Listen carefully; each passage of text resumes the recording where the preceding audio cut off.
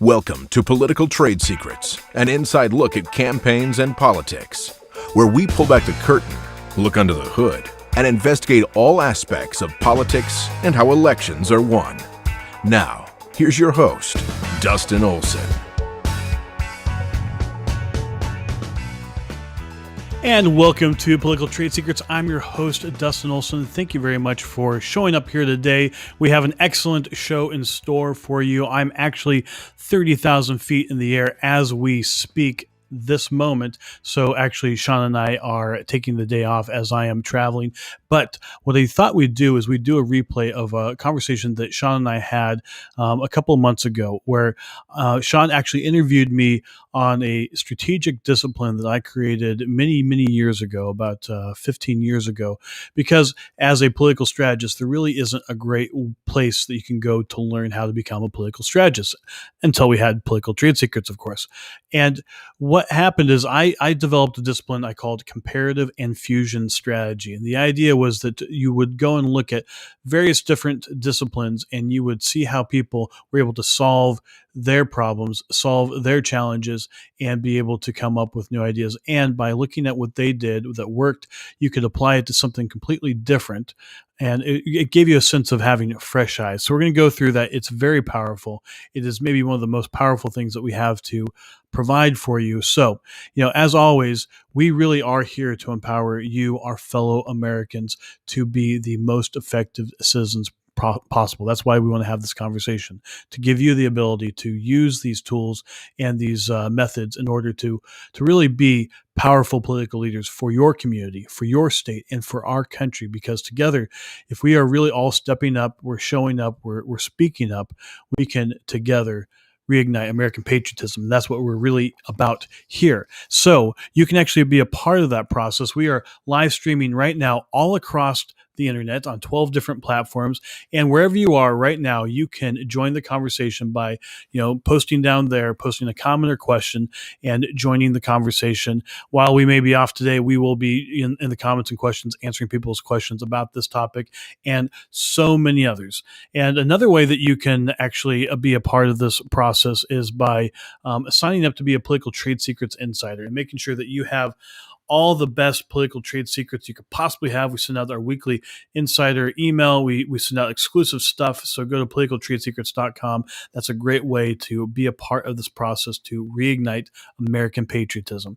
And additionally, as you're watching this program, a couple of the ways that you can make a difference for your fellow citizens is if you like the program, you love the program, and you wow the program, whatever you can do to make sure that we have engagement and in really getting your feedback, it makes a difference. Also, follow and subscribe. There's a little bell usually on whatever platform you're watching on that if you click that, you can actually make sure you get all the notifications so you know exactly when we go live every day at 11 a.m. Eastern time. But you'll know when we're live so that you can get the absolute best political trade secrets.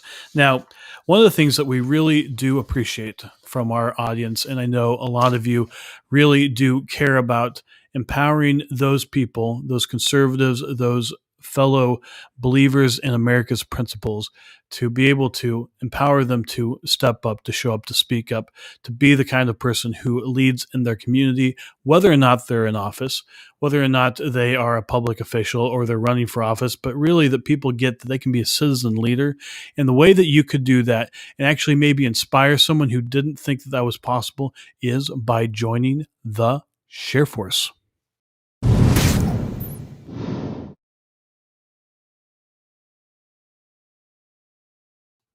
So join Share Force, make a difference, reignite American patriotism. It's as simple as looking down there. You can share the program to your feed. You can retweet it, whatever you can do to make sure it gets in front of more people. You can send it by mail if there's a way to do that. But whatever you can do to help get the message out to inspire people that they can too unleash their political power, because that's what we are about here. Normally I'd bring in Sean, but we're going to bring him in a moment when we actually do the replay of our conversation.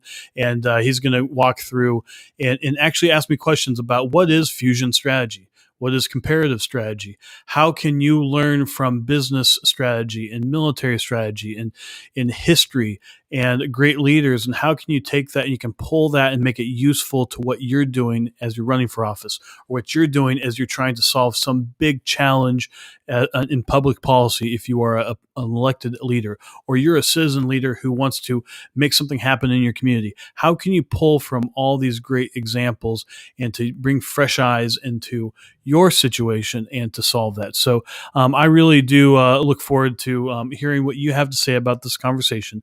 Please do post your comments or questions.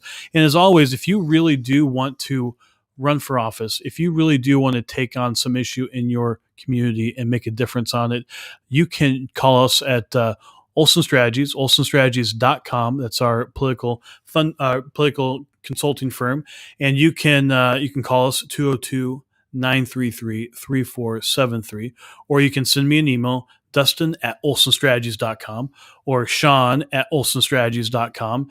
And that's SEAN. And we would love to hear from you and to walk you through what it's going to take to run for office, or what it's going to take to win on that issue, and really to empower you on that. Additionally, we really want to help you get your message directly to people. One of our sponsors, a great sponsor, is 10centtexting.com. Please do join us at 10centtexting.com for one-to-one political campaign texting. We have the best rich media. Send a video, send a picture, send a moving picture called a GIF, and make sure that people get your message. 82% of people open every single text. And that's really remarkable. And we've been seeing some that are hitting like 90%. And then 90% of people who open their text, every single text, they open it within 3 minutes. So if you have a message you need to get in front of your voters immediately and have them actually read it, well, make sure you use 10centtexting.com and use their one. It's very cost effective. Two, most people will see your message, and then they have rich media so that they can help you put forward the best message possible, the best rich media, so that your message actually sticks with people, as opposed to being spam like so many people are doing.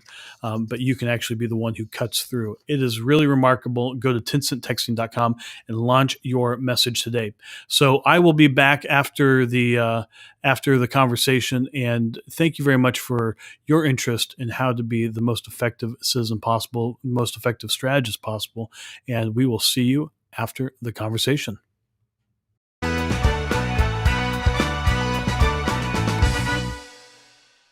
Hopefully people are excited to talk about fusion strategy. You probably have no idea what that is. There's for a good reason. It's not something that many people know about. It's something I've been developing for about 15 years as a way to go about developing your strategy, to have real innovation, to bring some creativity to it.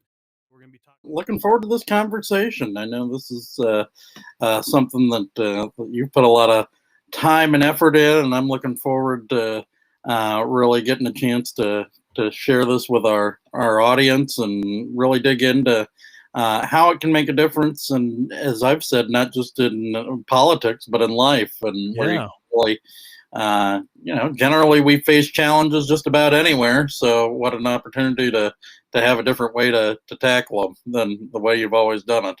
So that's a great way to say it. I couldn't say it better myself. Let's get into what the heck is fusion strategy, and why would it make a difference? Yeah, so many years ago, when I had just gotten out of college and I was a field director at the Colorado Republican Party, you were a field director at the Ohio Republican Party. We had a great conversation yesterday about that with our friend Pat Melton, and talking about how to build party organizations. But when I started out, I wanted to learn as much as possible about political strategy, about political campaign management, all these different things. And there's these schools that you could do, like 3-day school. You might be able to do with the Republican National Committee, or various seminar type of things. But there really wasn't a real, I would say, intellectual background, intellectual history. There wasn't really any kind of course that you could take where you could actually learn what the heck is political strategy. So, and this is another case of it was a necessity. I just needed to figure out how to do strategy. And what I came upon, and maybe I was influenced by being a fan of Renaissance philosophers, scientists, artists, people who had looked at lots of different disciplines and had drawn from each of those during the Renaissance and had created all sorts of new things from that. You think about Leonardo da Vinci, and he was both an inventor and he was a painter and all the different things that he did. So I don't know if it was that or what it was, but it really was a necessity. I wanted to learn strategy. So how was I going to do that? So I started looking at business strategy. I looked at people who were top of their field in business strategy. For instance, Michael Porter, who is one of the greatest writers on business strategy.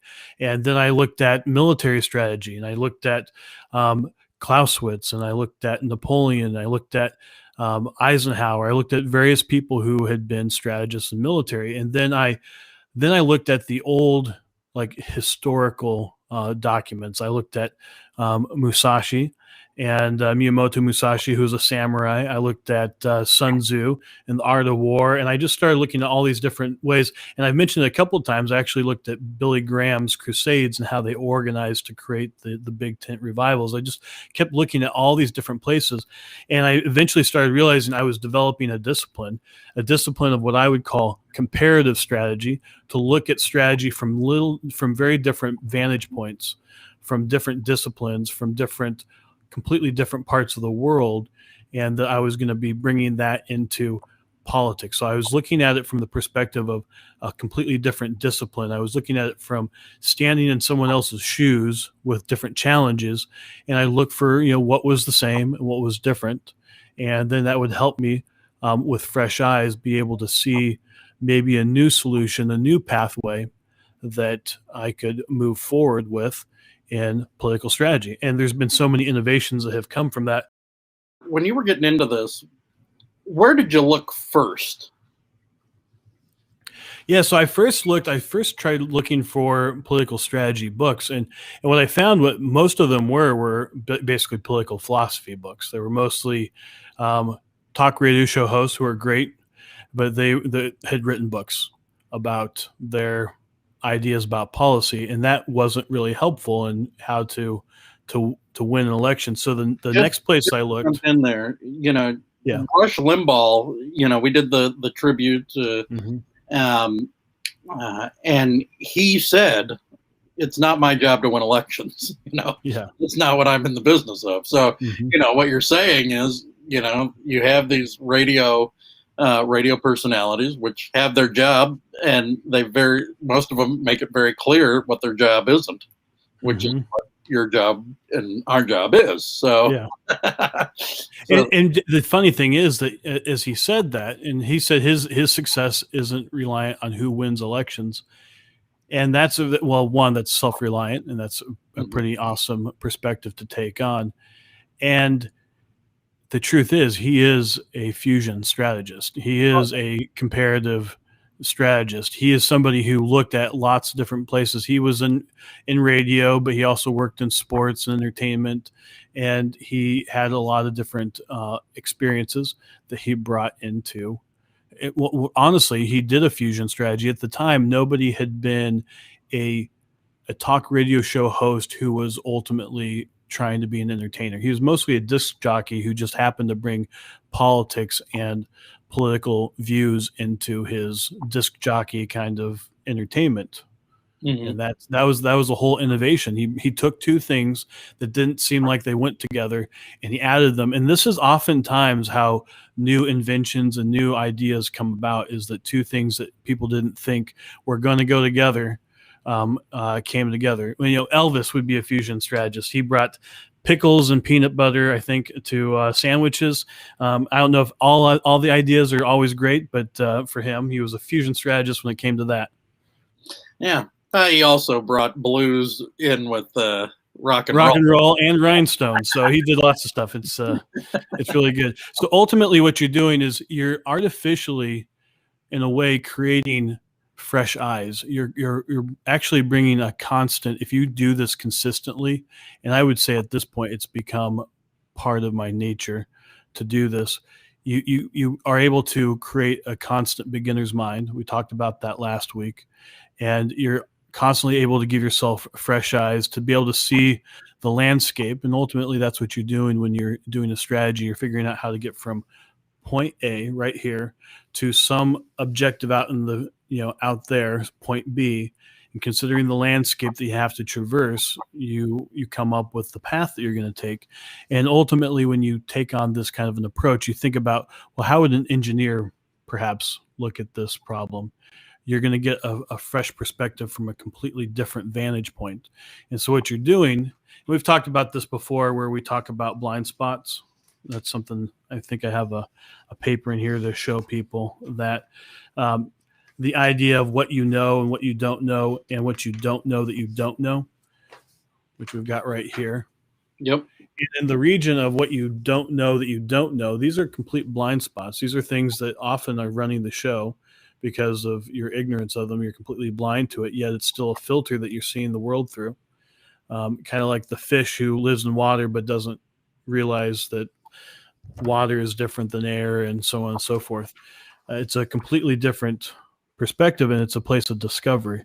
So by creating beginner's mind constantly, by creating fresh eyes, by looking at whatever your problem is from a completely different vantage point, you're able to adopt these different point of views and possibly get other eyes and directions into where those blind spots are, and it can give you some insights. And you don't even have to become you don't even have to become a expert in this other perspective.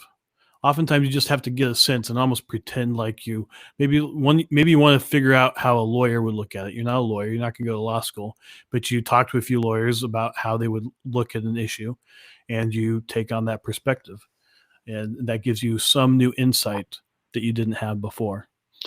Have you found a challenge with the idea of not becoming an expert in some area? Like, hey, I just need to know enough of this to apply it here. Not, I need to know so much of it that, I could teach a class on, engineering, for example, or whatever the case may be. Well, there always becomes a point of diminishing returns, I think, where it's basically you learn 20% of it, and that's 80% of the effective information. So that's what you're looking for, is what's the most useful information, what's the most useful tools, and get the 20% that gives you 80% of the whole discipline. And that's ultimately what you're going for. For instance, we have a lot of game design in our consulting practice, and I've designed a couple of games. You're playing one of the games that I designed right now, which is pretty cool. Prolific 360, which is a card game based on to help people in developing their health regimen. Yeah. And I'm not a game designer. I'm not an expert at game design, but I've studied it and have tried it out, and we've created some games. And am I an expert? Am I going to be hired by Milton Bradley anytime soon? I don't think so. But I've been able to learn some of the key principles and have been able to apply that to campaigns. And I think it's useful. And I have to say that it blows me away that a game I created on a whim 2 years ago is being played today. Just kind of a bit humbling, honestly. And I was a little bit not so sure it was that good of a game, but if it's empowering people, that's what matters. Yeah. Well, I think that gets to another question, right? Which is really having intention when you're looking at all of this. Mm-hmm. So what intention or intentions did you bring to this? Or, we've already talked about beginner's mind. We actually did a whole episode on that. Have you found that that was one of the most important things to bring to the whole idea? And as you've been building this and cultivating it over a decade and a half, or what else was there? Yeah, no, that's insightful. If you don't have an intention to learning some new discipline or learning anything, you're not going to necessarily get what you're looking to get out of it. For instance, you might meet somebody who is a lawyer all day, and then when they go home, they set that perspective aside. That's probably a healthy thing to do, but being able to move between the different perspectives that you have is very helpful.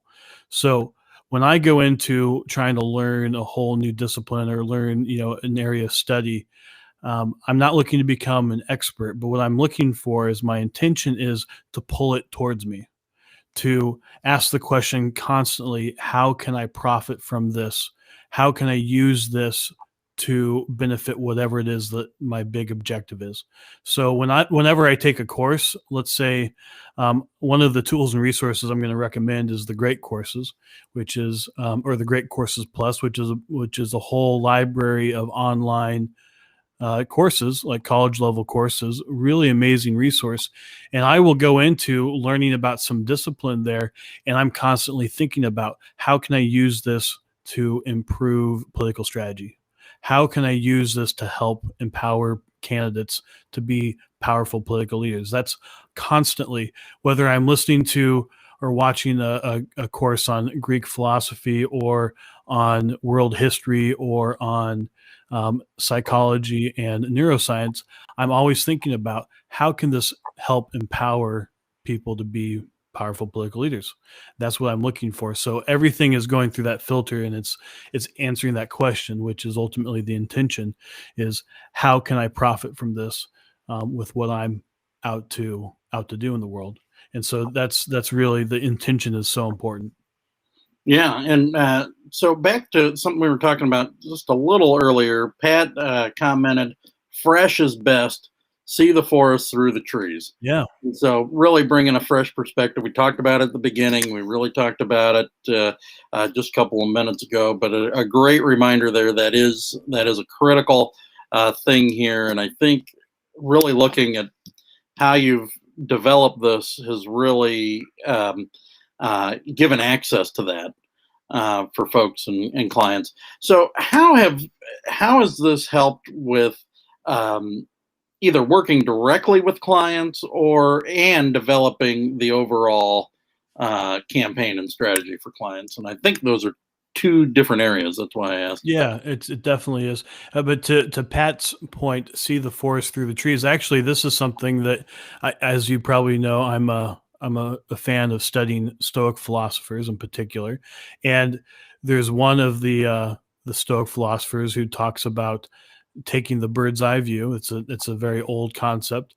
and talks a lot about that and how you, if you can hover over the forest and see the trees, that's the whole idea, that you can have the long view from a historical perspective, and you can bring calm into it. So that's actually something that, from studying Stoic philosophy, I've tried to bring into a strategic perspective, because it gives you a little bit of maybe some more calm. So that's an example of using that, as well as um, this is how using comparative strategy and fusion strategy ultimately, fusion is ultimately taking the best stuff from lots of different disciplines and putting them together so that they are greater than the sum of their parts. And when you are looking at a completely new discipline, you have to look at it from the perspective of being a neophyte. You've never looked at it before. It requires you to have that beginner's mind, and all you can see is the forest. Because one of the things that happens when you go past that first 20%, or you're trying to get to like the 90% of having all the information about a certain discipline, you start to have old assumptions become how you deal with things, right?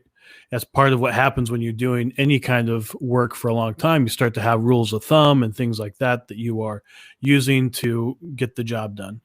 And when you're coming into something with a completely different perspective, you've never looked at it before, you see the things that are the same, you see the things that are different, and it forces you to have that view of the forest, because you do not have the expertise to go into the trees at that point.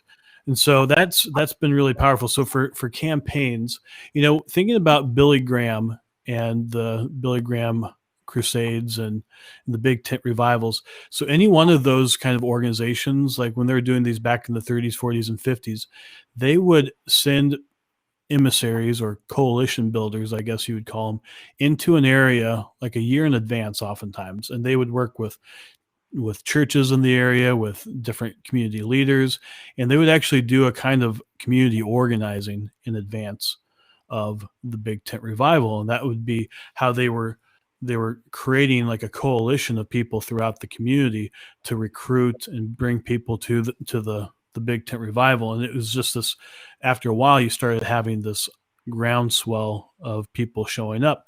And that is, if you can do that in a campaign, that would be really powerful. You know when election day is, and you're starting usually a year out. So it really was helpful in thinking about how to go about grassroots organizing, is what I learned from that. And actually yesterday or the day before, I mentioned the Billy Graham principle. I picked that up, which we've used in campaigns and has been helpful to our candidates to avoid compromising situations.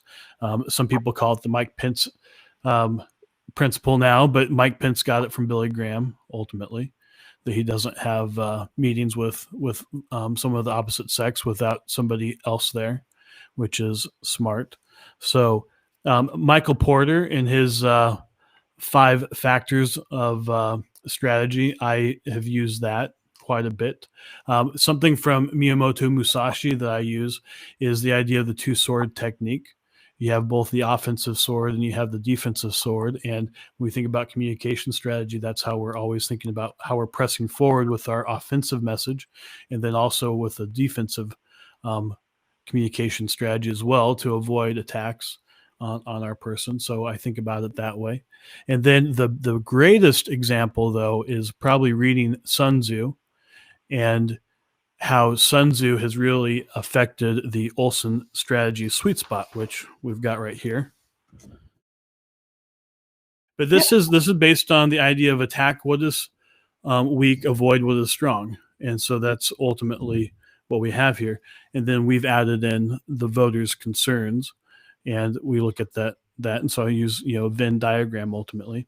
So that's a perfect example of a fusion strategy that's been informed by, I think Sun Tzu was around 2,500 to 2,700 years ago. Mm-hmm. And he's informing what people are thinking about today, which is pretty remarkable. Also, I have to give a shout out. There's one book that had a really big impact on me. It's called Strategic Intuition, and it really is about coup d'oeil, which is this idea. It's a French word. It was coined by Clausewitz when he wrote on war. And it's the idea, because he studied Napoleon. He'd worked, he had been in the military of the Prussian military who had fought Napoleon. But he really saw that Napoleon was ultimately this intuitive strategist, and that when he just knew the lay of the land so well, when he saw an opening, he was taking action as he saw it. And so he called it a flash of insight. Coup d'oeil means flash of the eye in French. So he really coined that, and this was a really good book, Strategic Intuition, and it probably had a real impact in developing this idea of fusion strategy, as well as to be able to constantly try to spark coup d'oeil, spark insight, spark that intuition to be able to find new openings, and to constantly have a system to actually pull that off. So, in really thinking about those influences in particular, were you surprised, particularly with and how they've had an influence really on what we're doing in Western elections here? Yeah. Well, the thing, this is the idea that I have around this, is that strategy as a teacher, strategy as a way of problem solving, as finding a path, that there's infinite ways to solve any situation, any kind of challenge, and that strategy as a teacher is really universal. So it doesn't matter if it's Eastern or if it's Western or it's 2,000 years ago or it's last week, that there's all these different perspectives, and they're all giving you access as to pathways that you might take to achieve your objective. So for me, by looking at it is from the perspective of, there are a lot of people who have figured out how to do things and be successful, that there is really taking out those artificial constraints of whether it's Western or Eastern or anything else. Just looking at it from a fresh perspective is really great.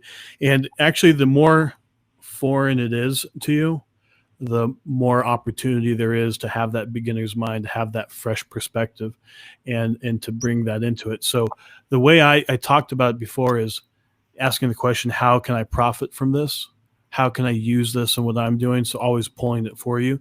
It's like you're borrowing their lens for a day. Like if I were to look at this from the perspective of Sun Tzu and the Art of War, if I look through that filter at my problem or the challenge that I'm trying to beat, what would I see if I look through that filter? And that's pretty powerful. So as we're talking about how to use this, there are probably people are already thinking of some great leaders who are fusion strategists. Or in a way, I would also look at, a lot of this for me was influenced by the Renaissance. So Renaissance men and women, people who really oftentimes are going to be folks who either have borrowed from different disciplines that they may not be experts in, or they happen to have had a career where they have been actively in lots of different careers. And so they're able to bring lots of different perspectives just because they have lots of different experiences. And I'd be curious if people want to share with us who they might think of as fusion strategists, people who've taken the best from different disciplines to solve problems to really be breakout successes. And Sean, we've been thinking about this all morning. Who would you say is your favorite or what you'd call your best fusion strategist? Well, boy, best and favorite. Well, what I'd really say to this point is I was thinking of inventors Mm-hmm. as I was thinking about this. So I think about Einstein, who had to bring a lot of different things together and really, you know, you think about how many times he did not succeed with inventing the light bulb and Edison. Edison, yes, yes. And but you think about all the times he didn't succeed, and then so just being able to bring a new outlook on it each and every time really, I think, made a huge difference there. So I think about him, think about the Wright Brothers and Benjamin Franklin. I mean, these were guys that. Well, Benjamin Franklin was a Renaissance man. It was really, he checks off all the boxes you were talking about. Scientist, printer, writer, humorist, a great philosopher, and I'm sure I forgot a bunch of other things, a diplomat, and a politician. Yeah, fusion strategist. That's exactly right. The Wright brothers, you're a Buckeye, you're an Ohioan. Yes. And there's always a fight between the North Carolinians and the Ohioans, but they had their bike shop. That's right.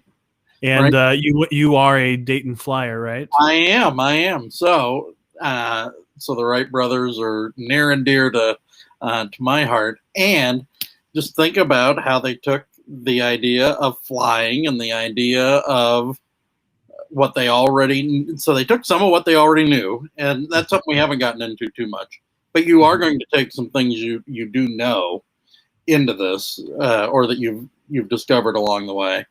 So they take that, but then they said, okay, there's something else to it, and so then they started testing and theorizing on other ways to do this. And so I think you saw that, but then you really look at the evolution of flying. It could have been easy to say, okay, we just need to get more ways to have things pedaled more, and then maybe we can fly longer, but it was like, well, the combustion engine's a better way to do that. But it's pretty remarkable. So the problem with flight before they got into the whole flying business is everybody was thinking about it. They're thinking about it from the perspective of sea ships. Like they were thinking about it from a watercraft perspective of how a boat actually goes through the water. And that's how people were imagining the future airplanes would work, is that they would travel through the air just as a boat travels through the water. So, they thought of them as airships. They're going to float through the air. And that wasn't useful. People were creating very heavy, and they're creating just a different kind of a machine based off of that model. Then the Wright brothers, who had a bicycle shop, They thought more like a bicycle and how a bicycle turns and whatnot. And you think about it now, that's exactly how airplanes move, is very similar to how a bicycle moves. So when they brought in the mental model of how bicycles work and how the forces that are at play, that was the innovation that gave us the opportunity to actually gain flight, was because they had that completely different perspective than what people had been bringing to that problem the whole time. Yeah. Yeah. So I think, and it really gets to what you're talking about, bringing a new perspective, um, and who knows how we'd be getting around if the Wright brothers hadn't brought that perspective to the idea of flight, Hmm. which Something very we've clearly was created in Ohio. I want to just make sure yes, that they just had to go to Kitty Hawk because they had lots of wind there. that's right. Yes, I understand. So the Wright brothers are a really great example. Like, it's a really clear example. Da Vinci, we mentioned before, he would look to nature to get inspiration for how to create his inventions. Many of his inventions were basically a carbon copy of things that were already in nature. You think about political leaders. Ronald Reagan is a great example. Ronald Reagan and Donald Trump are probably two of the greatest examples of people who were, and I'd also put George Washington in there. He was a general, he was a farmer, he had all sorts of different things that he was doing. Also, I'd put Thomas Jefferson in there. He was also an inventor, and all sorts of different things that he did. And what it did is it gave him a way to think about things a little bit differently. So with Reagan, he really got what it was to be on camera Yep. and how to really communicate through the camera, regardless of what the media was saying. He was able to communicate through the camera and reach out to the American people and to communicate with them. He worked on his sense of humor and so many things over the years. He, as a pitch man for GE, he developed his speeches for decades. So he really used these very different experiences to create what would be a transformative leader. Yeah. Well, and being the GE pitch person, he lived in the GE home, Mhm. and so All not about innovation. it was, and so he really was around that um, all the time. I mean, it was really a life created that Mhm. way, and he lived into it, and then but then really getting to know where people were and what was of interest to them, and I think certainly out of the GE days, more than probably anything else, really made a huge difference there. But then you're right, being able to talk to the camera, that's something that, and talk to the person beyond it, was really something that he was able to bring to the table. We actually had a few from our texts out. Let's see, we had Thomas Aquinas, Oh, wow. Cool. and let's see, Archimedes, Oh, that's great. Yeah. and there was one more here. I'm missing it. Sorry, Euclid, and yeah, and there. I think there was one more in here, but yeah. So really looking at kind of the Greek influence in particular, uh, Mhm. and really got into it, and actually some great comments about this over there. We'll share some of them, but really like going to Archimedes, philosopher, mathematician, astronomer, physicist, engineer, inventor. So really thinking about, they really, and a lot of these folks had a lot of those cross disciplines, and really applying a lot of those thoughts. Aristotle was another one. Mhm. So That's great. I actually really like going back to the Greek philosophers, because they had an idea of developing the whole person and to develop themselves physically, mentally, spiritually, and the like, and to learn lots of different. At that time, it was just called philosophy. It was everything basically. They were learning everything about everything, and that's really had a big impact. You asked the question of where we've used this in our actual consulting business and then also on our campaigns. And from the Greek philosophers and through philosophy, we really have taken on learning and using ontology and phenomenology in particular, which are just two big words to mean who you're being. We've talked about that a lot this week, and that's really great in communications to actually break it down to as simple as who you're being in the moment when you're doing a media interview. If you're just clear about who you're being in that moment, then you will your words and how you present yourself will all follow. You don't have to like try to think about the thousands of different things to do in every single second. If you're just standing there being X, Y, and Z, then it's all going to pretty much come out the way that you want it to. And that's been something. Phenomenology is simply a big word to say your experience of the world. And we talk about that perception is reality. That is the most basic idea. It's what we're talking about here. We're actually talking about phenomenology. We're talking about actually adopting and taking on other people's perspectives and their experiences of the world in order to solve our problem. So that's ultimately what we're doing here. That's been a big influence in this. And that's been from Greek philosophy as well as physics. Physicists grapple with these questions about what the nature of reality is. Fake news, talking about fake news, Donald Trump gave the world probably the best, what I would call strategic distinction, best mental model for people is that they could just, hold these two words in their mind, fake news, to give themselves a moment to not just believe everything that they see in the media and to get that that's affecting their reality. And it happens in a matter of a second with the words fake news.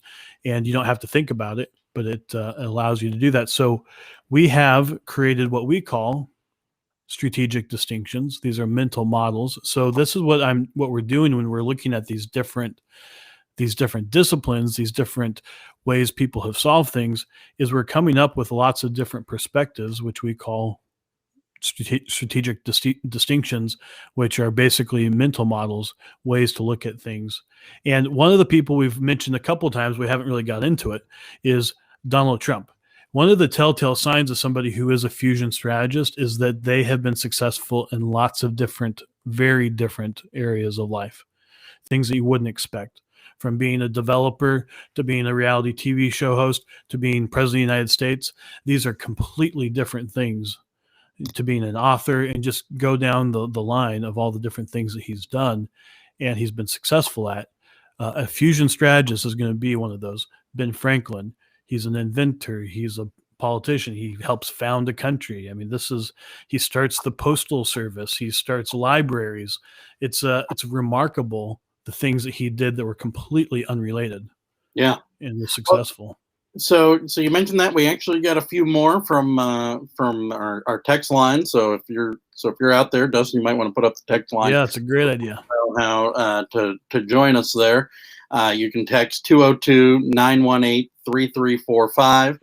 And it's a great way you can communicate with us anytime, and it's a great way to be part of the show. You can do it right now if you want.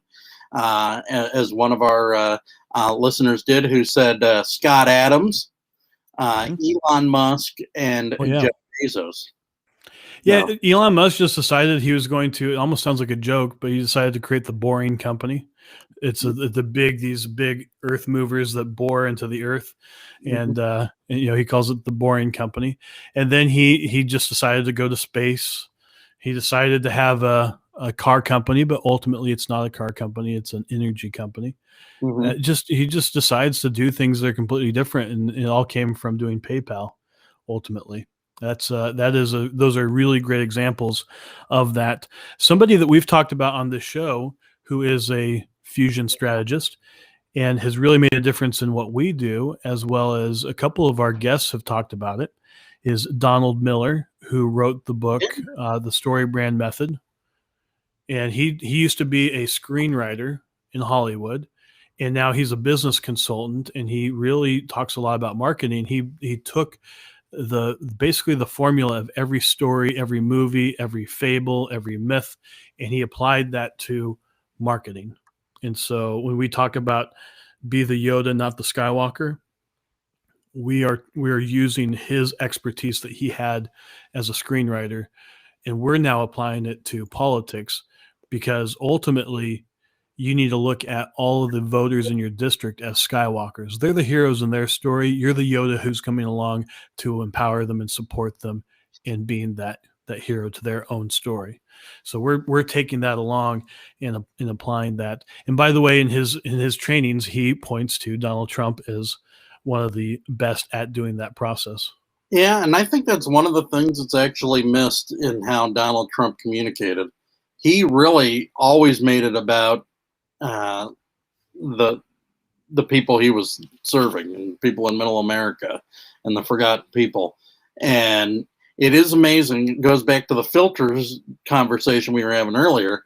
Is if your filter is orange man bad, you think all he's doing is talking about himself.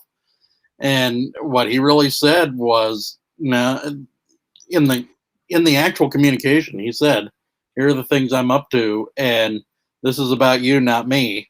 And when they attack me, they're attacking you." Yep. And it's clear that many millions of Americans agree with that assessment. I mean, he's not just done it for himself. I think he's teaching other Republican leaders to do it. And I think there's some Democrats who've paid attention. They're not going to say publicly that they paid attention, but there's definitely some Democrats who are paying attention to him, and they're not just assuming that it's all terrible. They actually get that he was very skilled as president and is skilled now and possibly again in the future as president. So there are people who are watching that. And one person who I think is a really a great example of a fusion strategist is his daughter, Ivanka Trump, as well. yes. She's been highly successful in business and in the world of fashion and having a fashion line. And now she's a policy expert. And, we work with a lot of people who are in the administration, and I have never met anybody who has anything bad to say about her. She handles herself extremely well. And, these are things that she probably learned from her dad, but she also has developed on her own in the world. Yeah. Well, I think that she is a great example, because you really do look across. I mean, not too many people go from fashion, designing their own fashion line to writing policy.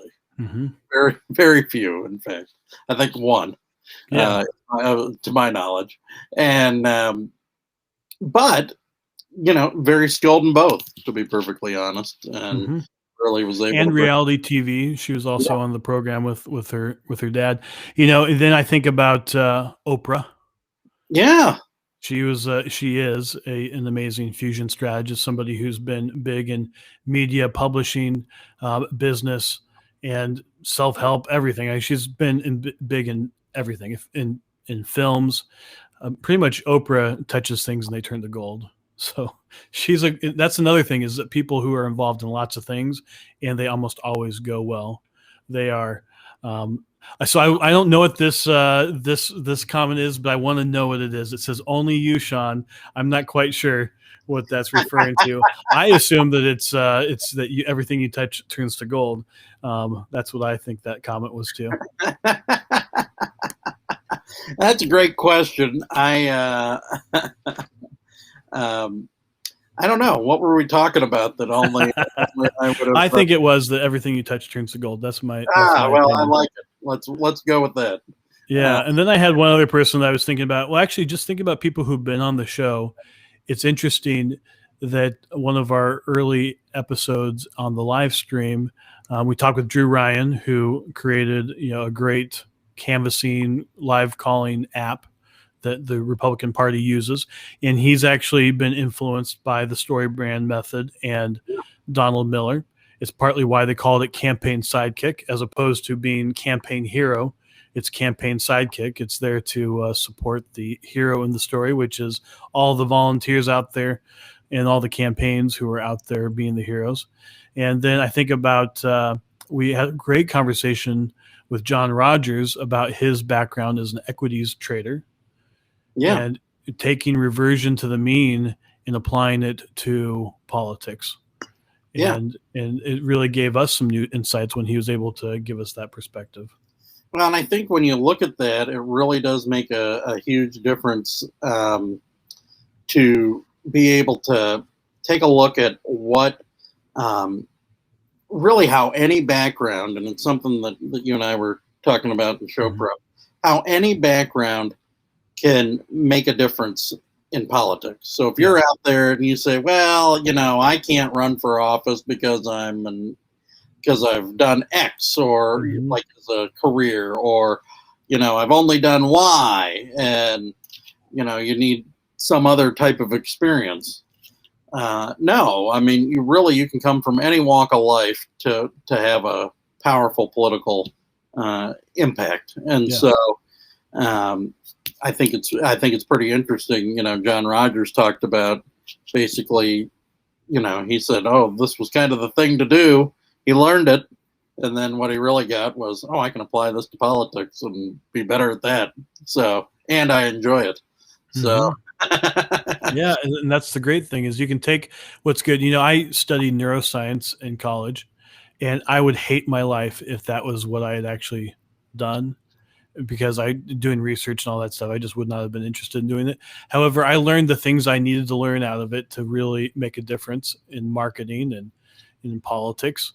That I got more out of that than my political philosophy classes at the time. So I want to stop the presses. So Ivanka Trump was not the first fusion strategist to go from fashionista to Politico, according to Pat Melton. And I really think this is important because he saw it early. The original fashionista to Politico was Sean Bartley. So that is what he was referring to there, and I'm glad we got some clarification, because otherwise we would have made a mistake and we would not have given Sean his due as being the fashionista. I can't argue with a word of that. So. Exactly. Oh my goodness. Also, Lee Vacher, who's our pollster in residence, doing the grass fire polling report for us occasionally. He is formerly a commercial real estate broker, and a lot of his analytical abilities came from the research side of that business, and he applied that to polling, and then also creating systems for businesses is something that he did from that he's applied to, what we work with him on is the call center and various things. So he's really brought that in. So there's so many interesting people. It's one of the reasons why when we have someone on, I always ask them about other things that they've done and get whatever they maybe learned from those experiences that can be applied to politics. And what you're pointing out about people running for office is really brilliant, because we pretty much have a system of government that systematizes comparative strategy and fusion strategy. We have 535 members of the Congress, and the hope is that they all bring these very different perspectives and ways of solving problems. When we end up with most of them being lawyers, we're not getting that. But when we have people from lots of walks of lives, they are going to give you different perspectives that are going to help solve problems. That's the intention. And I think we're actually starting to get back to that a little bit. Yeah. You kind of look around, another guest of ours who is, owns Shooter's Grill, and then becomes a member of Congress. Well, that is a completely different outlook that she's bringing to Congress than a lot of other folks. Small business owner, restaurant owner. And for anybody who knows the restaurant business at all, you're talking low margins. You're talking a lot. It really takes a lot to be able to be successful in that. She's from a pretty rural part of Colorado that has mountains in the way to get there. Yes. So it, there you're relying, of course, on a lot of repeat business. You're relying on people that are. So, service is going to be important, so really just think about all it takes to be successful in a rural area. When you're talking one business, it's not like it's, I think, you look back over time, the founder of Kohl's was a U.S. senator, so that's a little different. When you go, oh, well, that guy was in retail. Sure. He was, but he also, he brought a different perspective, which was also like what it takes to manage a whole brand across several stores and whatnot. So I think they're really looking at and having different perspectives, and we're seeing more of that. Yeah. And I Well, I think want that, to go to Lauren Boebert, who you were talking about, Congresswoman yes, Boebert. That what you just described, and one of the things that she did with Shooter's Grill, she made it a destination spot. yeah, She had people, because they had the servers wearing sidearms. It's, I think, is all female servers wearing sidearms. Not something you'd expect to see. It became national news. All sorts of people heard about it. It's been a big deal in Colorado for a long time. People would travel to Rifle, I believe is where it's at. yep, They would travel to Rifle to go to Shooter's Grill. Like, people just wanted to go to Shooter's Grill. She made it really interesting. She made it the thing to talk about.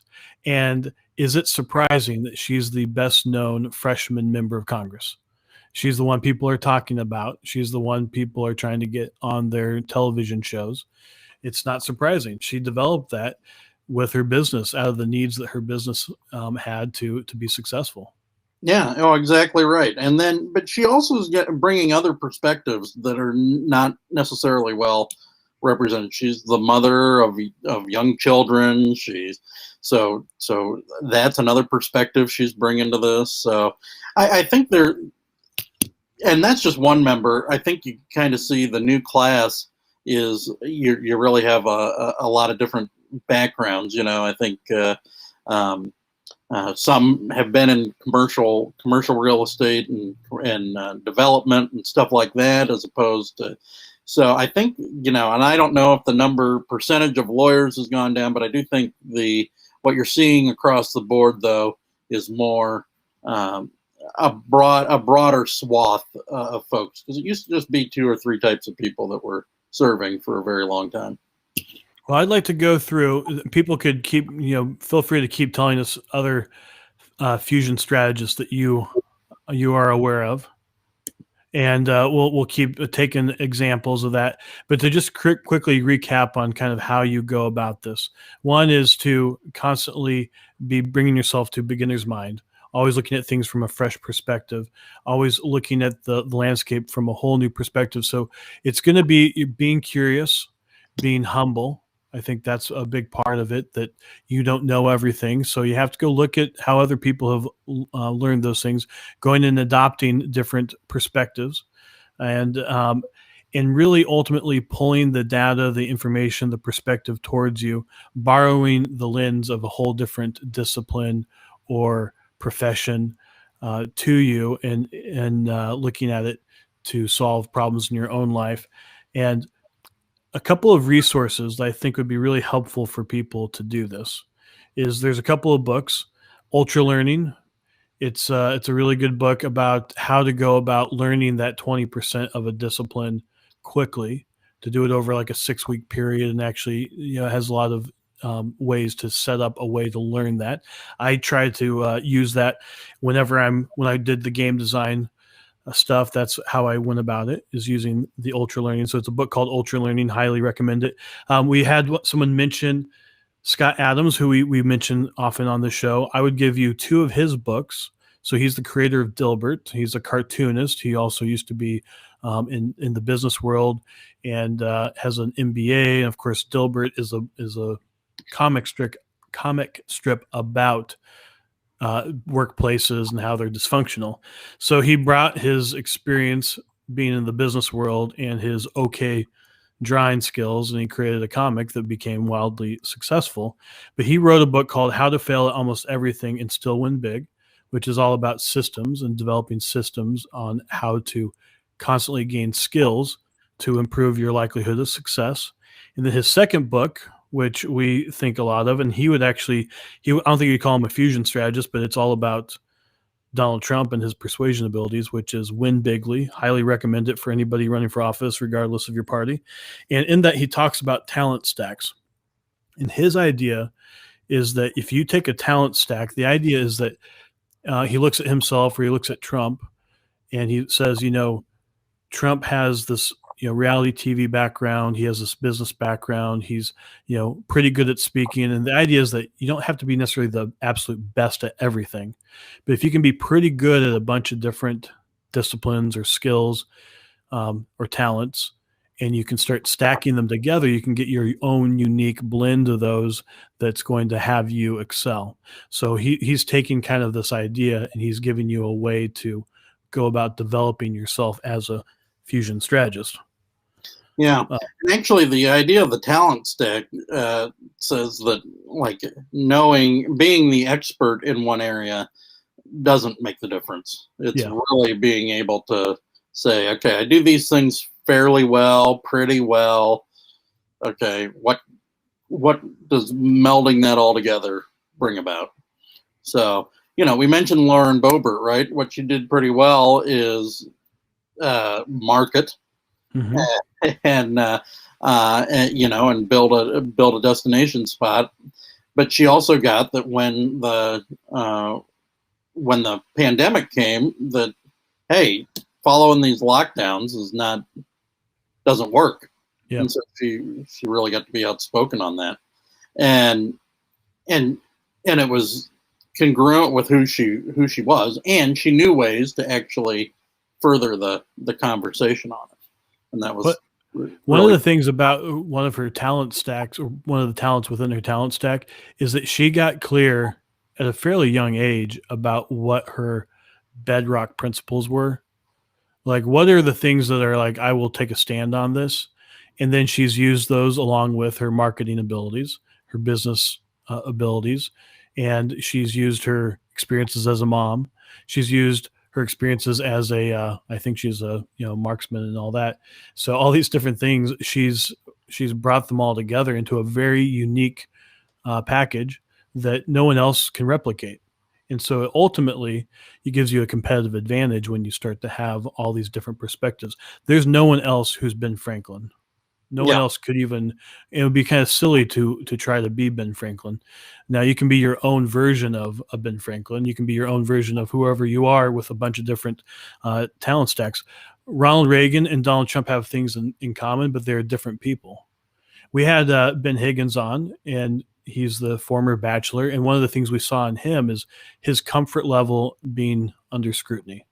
Yeah. Now, he talked about in the show that it was difficult and whatnot, but he was able to develop a pretty thick skin from being in reality TV and having like half the world upset that he told two women that he loved them on a TV show and so on and so forth. And that gave him a pretty thick skin, which I thought at the time that would be pretty good in politics. Yeah. And I don't think he's going to do anything in politics going forward, but still that, these kinds of different experiences can have a real experience. A couple of other things that I think are really great tools and resources to develop yourself as a fusion strategist. The Great Courses Plus is a really great online. We don't get anything from saying this, but it's like $30 a month or something. And you can go and they even have great courses on how to think like a lawyer, how to think like a philosopher, and how to think like an engineer, which you could do like 30 classes and you have enough information to kind of take on those perspectives. Hopefully no one's going to hire you to design and build a bridge if you do the how to think like an engineer. That would be a bad idea, but maybe you can think about things a little bit differently than how you were looking at it before. I mentioned the book Strategic Intuition. And then the last one is any kind of mental models, any books about mental models, what we call strategic distinctions. This show, I think, is a great place to look. Political Trade Secrets is all based on really providing these strategic distinctions, these mental models to be able to give people lots of different perspectives on how to go about solving problems and to, reach into your toolbox and pull out another way to look at it that maybe is going to give you the insight that's going to make the difference. Yeah. Well, I think those are great resources. Thanks for sharing those. Is there any last things that you want people to go away with? Like if they go away with nothing else, what is the thing to go away with from this idea of fusion strategy and applying it in your life? Yeah. Well, I would say be curious, be humble, and always, whatever you're doing, when you're being curious and humble about it, like learning something, is always pull it towards you. Always try to take on that lens and look at your situation and the challenges you're facing and how you can use it to best those. how to solve whatever you're dealing with. So if you can just take on that lens and use it to have some forward progress in your own life with whatever you're dealing with everything, it doesn't matter. Even if you're watching a TV show, how can I use this to take on what I have to take on in my life? And if you do that constantly, this will become first nature for you. It's going to be the thing that you bring to everything, and you're going to have some new insights. It's just going to be a really rich and fun life, learning so many different things and having all of those come back and help you with whatever you're dealing with. Yeah, that is spot on. I think it really is helpful for folks out there. So really appreciate you taking the time to share this today.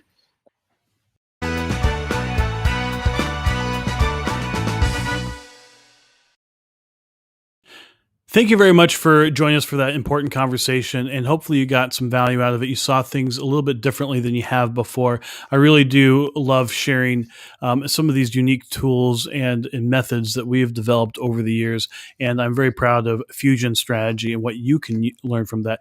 Actually, recently we did a conversation with Scott Young, the author of Ultra Learning, which is one of the resources I've used to develop and to expand upon my idea of fusion strategy. I think he is a fusion strategist ultimately. He's learned from lots of different places, disciplines, and has learned lots of different skills, and you can see him pulling from these different things and to solve new kinds of challenges. It is really the place that innovation happens. So thank you to everybody for being a part of that. If you want any kind of resources from our conversations, we always send out stuff after the show, and any resources, the show notes and the like, you can get that by texting me directly at, see that phone number right there, 202-918-3345. That's 202-918-3345. Please do text me right now to be able to get any of the resources from the show, and we can you'll be part of our texting community. You'll get a text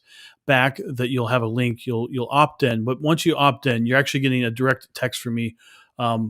Whenever you get a text from me, and you can text back, you ask me questions, whatever thoughts you have, you can let us know what topics you're interested in. And if you just want to ask questions about running for office, whatever it is, please do text me though, 202-918-3345. And additionally, please do join our politicaltradesecrets.com. Go there right now and become a Political Trade Secrets insider. Get exclusive stuff, get our weekly insider email, and really do set yourself off on the best foot possible. And, one of the things that I really do love is working with our sponsor, Grassfire. Grassfire LLC. If you need canvassing, if you need petitioning, or you need live calling, or we had a recent episode with Lee Vacher of Grassfire about being the pollster to pollsters. The live calling center actually fulfills polls for some of the best pollsters in the country. And if you need polling, you can go directly to Grassfire. But also, if you're a pollster, Grassfire is going to be the best call center for you to use to get the absolute best results for your poll. So anyway, Grassfire is a great partner of ours. Please do check them out. Call Grassfire, or go to grassfire.us, schedule a complimentary consultation, and we really do appreciate that. As we mentioned earlier, they fuel 10centtexting.com, the best possible, best quality text messaging out there, as well as at the best price. And we really do love helping candidates, so please do contact us at olsonstrategies.com. That's my firm with Sean. You can email me, Dustin at olsonstrategies.com, or Sean, SEAN, at olsonstrategies.com. We would love to talk to you.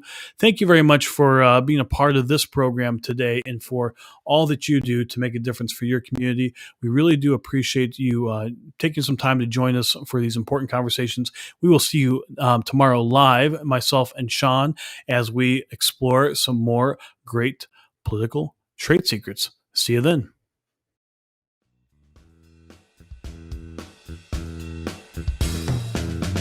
Join us next time by subscribing on iTunes, and get show notes and sign up for our newsletter at politicaltradesecrets.com.